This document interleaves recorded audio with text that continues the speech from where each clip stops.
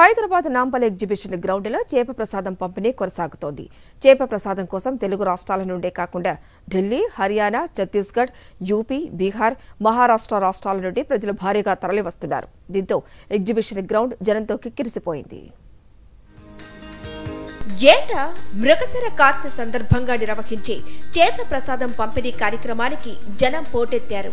Hyderabad నాంపల్లిలోని exhibition ground లో ప్రారంభించిన కార్యక్రమంలో అసెంబ్లీ స్పీకర్ గడ్డం ప్రసాద్ కుమార్, మంత్రి పొన్నం ప్రభాకర్, హైదరాబాద్ మేయర్ గద్వాల విజయలక్ష్మి, రాజ్యసభ సభ్యులు అనిల్ కుమార్ యాదవ్ చేప ప్రసాదం స్వీకరించారు.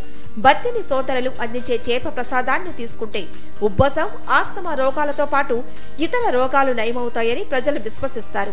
ఈ ఏడాది దాదాపు 6 లక్షల మందికి చేప ప్రసాదాన్ని పంపిణీ చేస్తున్నారు. చేప ప్రసాదం కోసం తెలుగు రాష్ట్రాలతో పాటు దేశ నలుమూలల నుంచి జనం తరలి వచ్చారు. 34 స్టాళ్లలో చేప మందు పంపిణీ జరుగుతోంది. లాస్ట్ టైం కంటే ఈసారి ఇంకా ఎక్కువనే అనిపిస్తుంది. ఎందుకంటే మేము లాస్ట్ టైం చూసిన దానికంటే ఈసారి ఇంకా 2 రోజులు 3 రోజుల నుంచి వర్షాలు ఉన్నా కూడా వాళ్ళకు ఇప్పుడు క్లైమేట్ చేంజ్ అయ్యింది. క్లైమేట్ చేంజ్ అయినా వాళ్ళు ఏ దానికి బాధపడకుండా వాళ్ళు రావడం రాష్ట్రం. ఎందుకంటే మళ్ళీ సంవత్సరం వెయిట్ చేయాలి. ఈ సంవత్సరం కాకుండా మళ్ళీ ఇప్పుడు ఈ కార్తీ వెళ్ళిపోయింది పోతే మళ్ళీ నెక్స్ట్ ఇయరే వాళ్ళు వెయిట్ చేయాల్సి వస్తుంది. సో అందుకని కంపల్సరీ వాళ్ళు వేసుకొనే పోతారన్నమాట. చేప మందు పంపిణీ నేపథ్యంలో ఎగ్జిబిషన్ గ్రౌండ్స్ వైపు వెళ్లే వాహనాల రాకపోకలపై ట్రాఫిక్ పోలీసులు ఆంక్షలు విధించారు.